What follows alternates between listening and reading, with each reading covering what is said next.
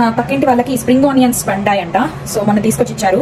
తెచ్చినప్పటి నుంచి మా ఆయనకి దీంతో ఏం వంట చేయాలో ఆలోచించి వాళ్ళైతే నాకు ఫ్రైడ్ రైస్ చెయ్యి, దానిపైన టాపింగ్స్ వెయ్యి అనేసి ఆర్డర్ ఇచ్చేసి వెళ్ళాడు. నేనైతే చికెన్ ఫ్రైడ్ రైస్ చేయడం కోసం చికెన్ ఆల్రెడీ ఫ్రోజన్ చికెన్ ఉందన్నమాట నా దగ్గర. సో ఈ ప్యాకెట్ లో దొరికింది. సో ఇవి గ్రిల్ లోకి తోసేసి పక్కనే బాస్మతి రైస్ ని ఉడికించుకున్నాను. సో దాని తర్వాత అయితే ఇలా వెజ్జీస్ ని కట్ చేసుకున్నా. సో దాని తర్వాత పాన్ పెట్టుకుని మంచిగా ఆయిల్ ని వేసుకుని హీట్ చేసుకుని, అది అలాగా హీట్ అవుతూ ఉండగానే మీరు ఎగ్స్ తీసుకుని దాంట్లో కొంచెం సాల్ట్ అండ్ పెప్పర్ వేసుకుని బాగా మిక్స్ చేసుకుని హీట్ అవుతున్న ఆయిల్ లో ఈ ఎగ్ మిక్స్చర్ ని వేసేయడమే. దీన్ని ఊరికే కలుపుతూ ఉండకూడదు, అప్పుడప్పుడు మిక్స్ చేసుకున్నామంటే పెద్ద పెద్ద బైట్స్ వస్తాయి. సో ఇలా ఎగ్ కుక్ అయిపోయాక ఇంకా మనం తరుక్కున్న వెజిటబుల్స్ అన్ని అందులో వేసేసి ఆ వెజిటబుల్స్ ఉడికేంత వరకు వేయించుకోవాలన్నమాట. ఈ లోపు అయితే మన గ్రిల్ లో తోసిన చికెన్ రెడీ అయిపోయింది. సో వెజిటబుల్స్ కొంచెం కుక్ అయ్యాక ఈ చికెన్ కూడా అందులో వేసేసి కావాల్సిన సాస్లన్నీ వేసేసుకోవడమే. నేనైతే కొంచెం స్వీట్ అండ్ సోర్ సాస్, ఇంకా green chilli sauce, soya sauce అన్ని వేసుకున్నాను. ఇప్పుడు ఇందులోనే రైస్ కి సరిపడా సాల్ట్ అండ్ పెప్పర్ కూడా వేసుకుని, మీకు ఇంకా స్పైసీనెస్ కావాలంటే కొంచెం గరం మసాలా యాడ్ చేసుకుని రైస్ వేసుకుని మిక్స్ చేసేసుకోవడమే. ఫైనల్లీ అయితే కొన్ని మళ్ళీ స్ప్రింగ్ ఆనియన్స్ తో టాపింగ్ చేసేసుకుని యమ్మీగా చికెన్ ఫ్రైడ్ రైస్ రెడీ అయిపోయింది. స్ప్రింగ్ ఆనియన్స్ అన్నావు, చేసేసా.